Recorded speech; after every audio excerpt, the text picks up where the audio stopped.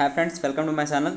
तो आज के शॉर्ट्स में हम फिजिक्स का एमसीक्यू लेकर के आए हैं। एक्चुअली इसका मुझे कमेंट आया था, इसका सॉल्यूशन चाहिए तो मैं इसका सॉल्यूशन लेकर के आया हूँ। क्वेश्चन पढ़ते हैं क्या दिया गया है। एक कार दो स्थानों के बीच की आधी दूरी को 40 किलोमीटर पर आवर की चाल से तथा शेष आधी दूरी को ये 60 किलोमीटर पर आवर की चाल से तय करती है। कार की हमें औसत चाल निकालना था।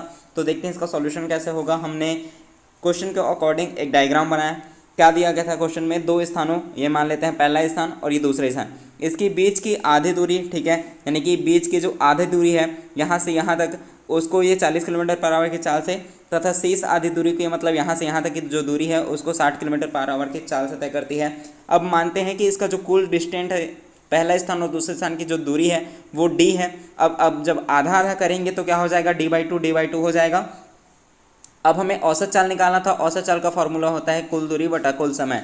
अब हमें यहाँ पे दूरी दिया गया है और चाल दिया गया है, समय नहीं दिया गया है, तो हम पहले समय निकालेंगे। समय का फॉर्मूला क्या होता है, दूरी बटा चाल, ठीक है। अब इस फॉर्मूले के अकॉर्डिंग हम समय निकालते हैं। तो t1 के लिए निकालते हैं, ठीक है, यानी कि पहले जो आधी दूरी है इसके लिए निकालते हैं। t1 बराबर हो जाएगा, जो दूरी है d/2, ये मैंने वहाँ पे रखा, और जो चाल है वो 40 किलोमीटर पर आवर की स्पीड है, ठीक है।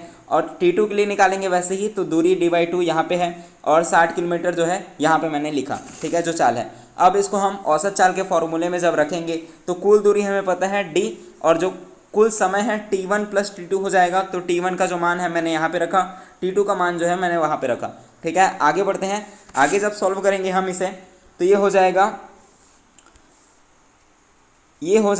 d, जो पूरी दूरी थी, ठीक है, और d/2 दोनों में कॉमन था इसलिए मैंने उसको कॉमन निकाल लिया, ठीक है। बाहर अंदर में बचेगा 1/40 और प्लस 1/60। जब हम इसको और आगे सॉल्व करेंगे, जो ये 2 है वो नीचे से ऊपर चला जाएगा तो गुणा में चला जाएगा, 2 गुणा हो जाएगा ये d, ठीक है। और जब इसका हम एलसीएम लेंगे तो 120 हो जाएगा। 40 और 60 का एलसीएम 120, ऊपर में बचेगा 3 + 2, ठीक है। अब जब इसको आगे सॉल्व करेंगे तो d से d कट जाएगा, ऊपर में जो 2 है वो 2 बचा, ये 3 और 2 जो जोड़ेंगे तो 5 हो जाएगा, तो 2/5, और नीचे में जो 120 है वो 120। अब इसको जब आगे सॉल्व करें तो जो 120 है वो ऊपर चला जाएगा गुणा में, ठीक है। तो 5 एकम 5, 5 दूनी 10 और 5 चौक 20 हो जाएगा। तो 24 × 2 करेंगे तो आ जाएगा 48।